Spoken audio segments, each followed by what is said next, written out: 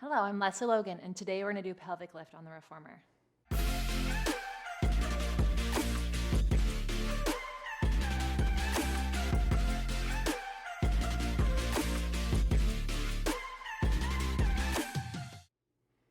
So pelvic lift on the reformer, there are so many different ways you can actually do this depending on what your body needs. So I'm going to show you a typical way, and then we'll talk about some different variations you can use depending on what your body needs to practice that day. So you'll have your headrest up. Whatever springs you use for footwork is typically what you're going to use here. There are some variations, but 3 to 4 heavy springs. And then you would lie on your back, slightly turned out at the edges of your reformer. You lift your hips up. You want to keep your low ribs down, and then you press the carriage out and pull the carriage in all the way. Now, I can go out pretty far because I'm pushing from my seat. A lot of people push from their lower back, and so it looks like that. And so that's working. We don't want that. And so you'll know because the pelvis shouldn't move. Wherever you put your pelvis, it stays there the whole time. So I can only go out as far as my pelvis doesn't move. Now this level is where I usually have a lot of newbies.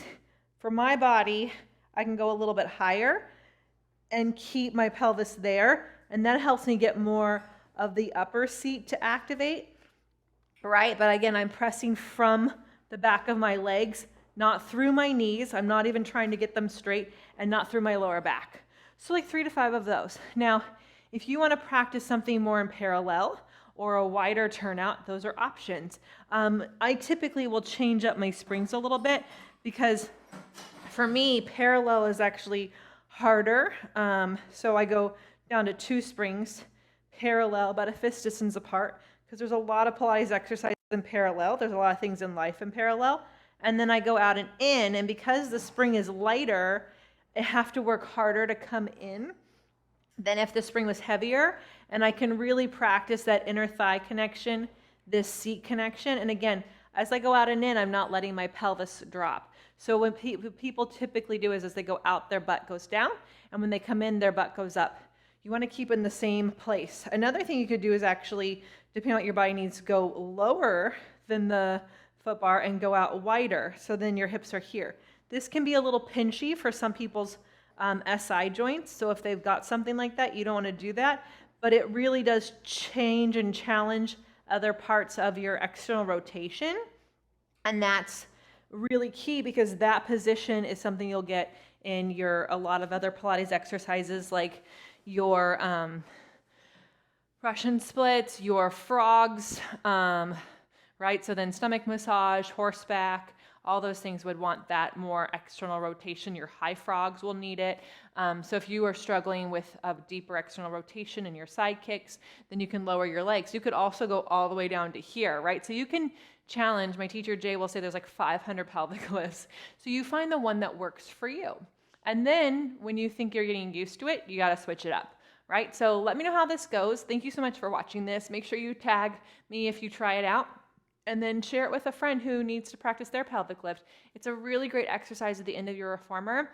That's not a throwaway exercise. It's not just a cool down exercise.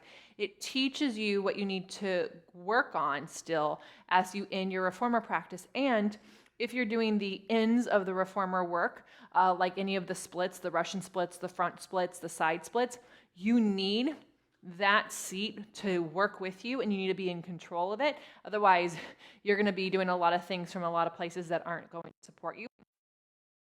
You're not fun, and we don't want that, right?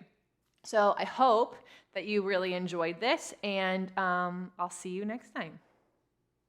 Hi, I'm Meredith, and I'm one of the people creating onlinepilatesclasses.com. One of the things that I love most about this project is that we're building the very first free online catalog of Pilates exercise how-to videos. We release 3 new videos each week. People often leave comments asking Lesley to explain a specific exercise, and you can do that too. And if you love watching these videos and believe in the project of creating this catalog, you can support it by joining Lesley every week in her online mat and reformer classes. Just go to onlinepilatesclasses.com/subscribe.